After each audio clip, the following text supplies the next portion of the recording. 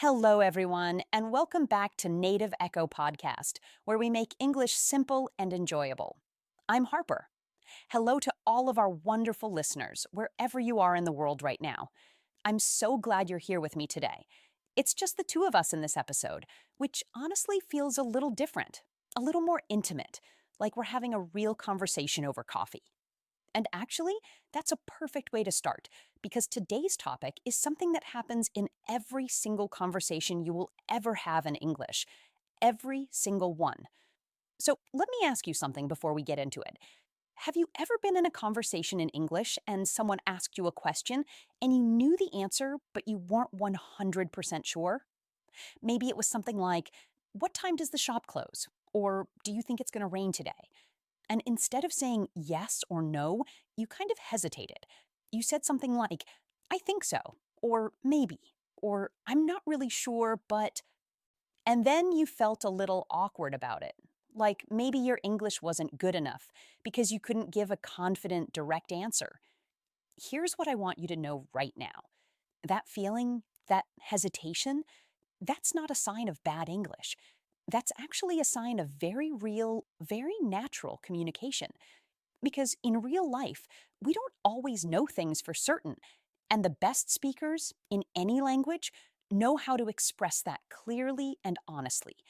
They know how to say, "I'm sure about this," and they know how to say, "I'm not so sure about that." And they do both with confidence.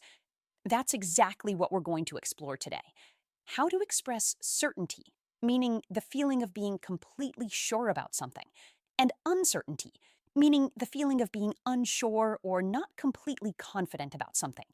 And I promise you, by the end of this episode, you're going to have a whole new set of phrases that make you sound natural, thoughtful, and real in English.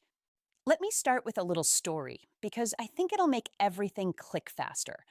A few weeks ago, I was at a dinner with some friends, and one of my friends, she's learning English and she's actually quite good, started telling us about a film she had seen. And someone at the table asked her, was it the director's first film? And I watched her face. She froze for just a second because she wasn't sure. She had an idea, she thought maybe yes, but she didn't want to say yes and be wrong. And she didn't want to say, "I don't know," because that felt too empty. So she just kind of said, "Yes, I think." And her voice went up a little at the end, like a question. And she looked uncomfortable. And I thought, oh, she just needed a few more phrases. Because what she wanted to say was something like, "I'm pretty sure it was, but don't quote me on that." Or, "If I remember correctly, yes, it was." Or even, "I could be wrong, but I believe so." Any of those would have been perfect, natural, relaxed. But she didn't have those tools yet. So let's build those tools together right now. The first thing I want to talk about is how we express certainty. Certainty, remember, means you are sure, you know something, you believe it completely. And in English, there are many ways to say this, and each one carries a slightly different feeling. The simplest and most common one is, of course, the word definitely. Definitely is one of those words that removes all doubt from a sentence. If I say, "The coffee shop is open until 8, that's a simple fact. But if I say, "The coffee shop is definitely open until 8, now I'm adding my own confidence to it. I'm saying, "Trust me on this. I know." Another very useful expression is, "I'm certain that." For example, "I'm certain that he said Tuesday, not Thursday." I'm certain that. It sounds a little more formal than definitely, but it's very clear and very direct. And it's perfect in situations where you really need to make your point strongly. There's also, "I'm positive." Now, positive here doesn't mean happy, it means sure, completely sure. If someone says, "Are you sure you turned off the stove?" and you say, "Yes, I'm positive," that means there is zero doubt in your mind. You are 100% confident. This one is really common in everyday spoken English, so it's a great one to practice. And then there's "no doubt about it." This one is nice because it works on its own as a short response, or it can follow a statement. For example, "She's the best candidate for the job. No doubt about it." It adds emphasis. It makes your point land harder. People use this one in conversations, in discussions, when they really want to emphasize that something is clear and true. Another one I love is without question. Without question, this is the best decision we've made all year. It means there is nothing to debate here, nothing to argue about. It's clear, it's settled. This sounds a little more sophisticated, but once you start using it, it comes naturally. And one more for certainty. I know for a fact that. This one is powerful because it signals that you have evidence. You're not just guessing, you're not just assuming, you have actual knowledge. I know for a fact that the meeting was moved to Friday. It almost says, don't challenge me on this, because I have the information. So let's pause for a moment. Definitely. I'm certain that. I'm positive. No doubt about it. Without question. I know for a fact that. These are your certainty tools, and I want you to notice something about all of them. They all do the same job, but they have different energy. Some are casual, some are strong, some are almost forceful. That's the beauty of language. You get to choose the right tool for the right moment. Now, let's talk about uncertainty. And honestly, this is the part one find most interesting because expressing uncertainty is actually a very sophisticated skill. It shows that you're honest. It shows that you know the limits of your own knowledge, and it sounds incredibly natural when you do it well. The most basic expression of uncertainty in English is I think. I think the shop opens at 9. Now, I think is simple but effective. It signals that you're sharing your belief, not a confirmed fact. You could be right, but you're leaving a little room for error, and that's completely fine. It's honest communication. But there are so many more options. Let's start with I'm not sure, but. I'm not sure, but I think the train leaves at 7:30. This one is interesting because you're doing two things at once. You're being honest about your uncertainty, and you're still giving your best answer. You're not shutting down the conversation. You're contributing while being honest. That's a really good balance. Then there's I believe. I believe the restaurant is on the second floor. I believe is a little softer than I think. It sounds a bit more considered, a bit more thoughtful. Like you've thought about it, and this is your conclusion, but you hold it lightly. It's a gentle way to share an opinion or a piece of information you're not fully sure about. There's also I suppose. Now, I suppose is interesting because it can mean two things depending on the situation. Sometimes it means I believe, but not very strongly. Like, I suppose we could try the new cafe. And sometimes it means I accept this even if I'm not excited about it. Like when someone asks you to do something and you say, I suppose so, meaning, fine, okay, I'll do it. Both uses are very common, so it's worth knowing both. Another great expression for uncertainty is I'm not 100% sure, but. This one is wonderfully honest and very natural. It tells the listener exactly what level of confidence you have. You're not saying you have no idea. You're saying you have some idea, just not complete certainty.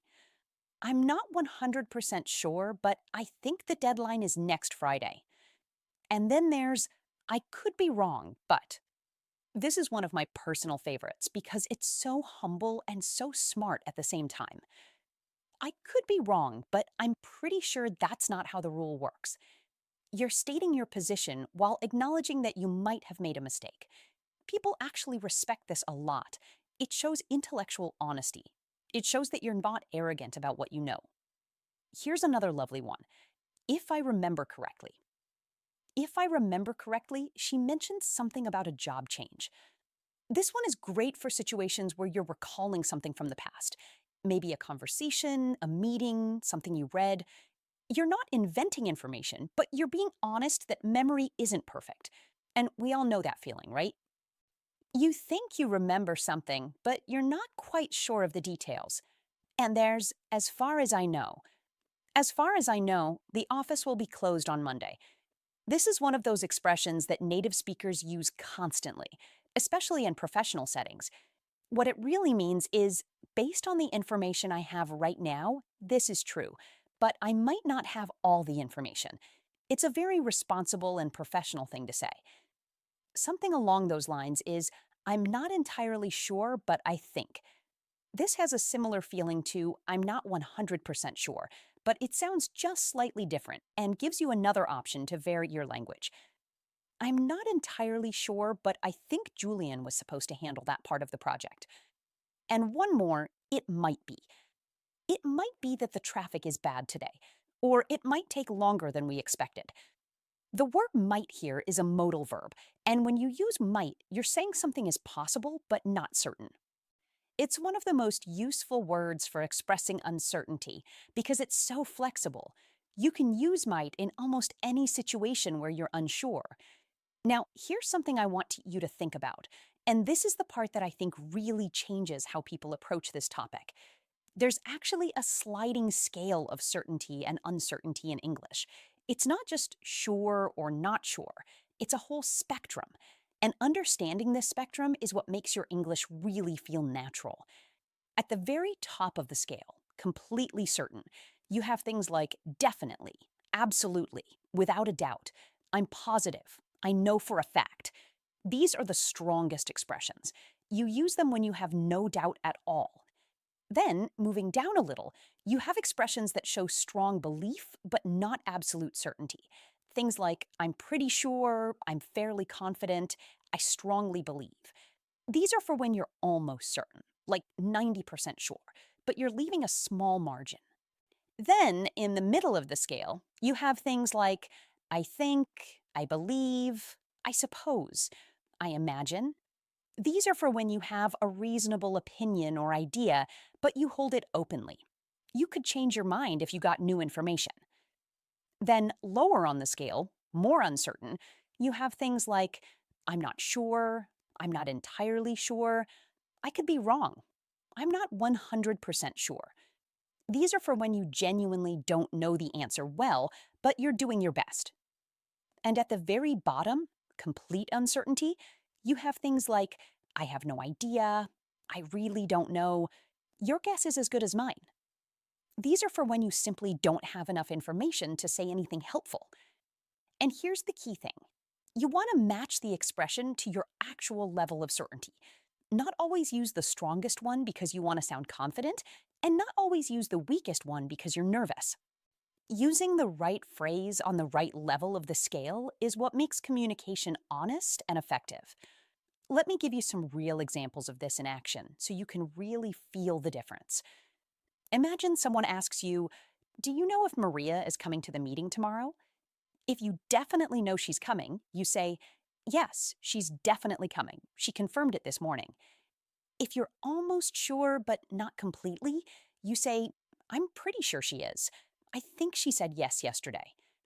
If you have a general idea but you're not confident, you say, I think so, but I'm not 100% sure.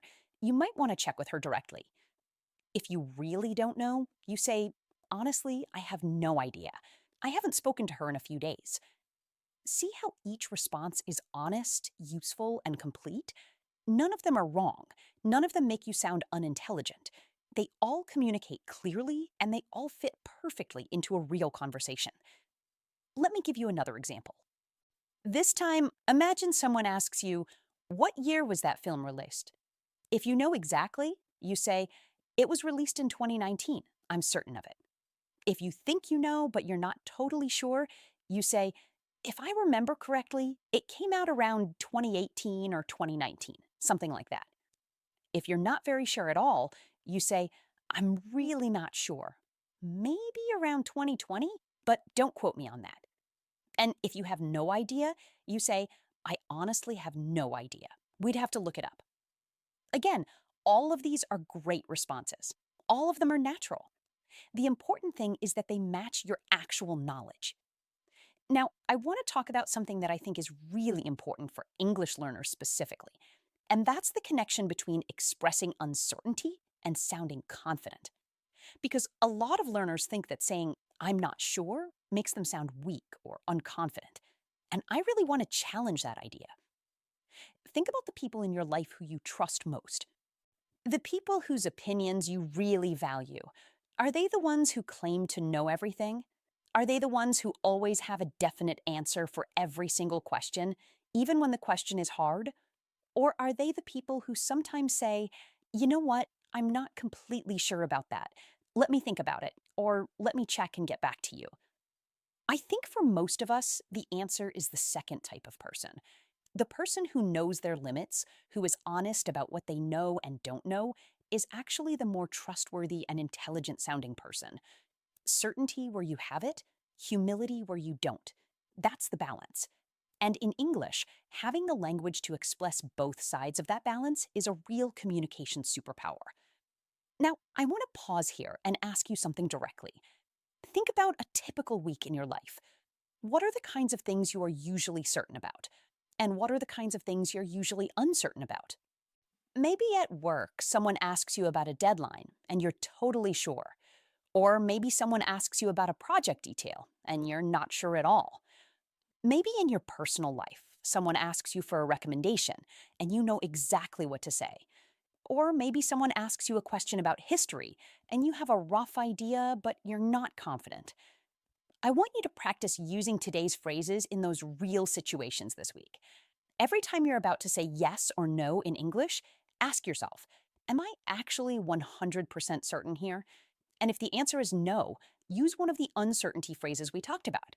And if you are certain, use one of the certainty phrases to show that confidence clearly. This week, instead of just saying yes or no, try building fuller responses. Try saying, I'm positive it's Thursday. Or, I could be wrong, but I think it's on the third floor. Or, without question, that was the best decision.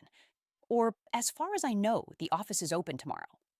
These small additions will make your English feel so much more natural and complete.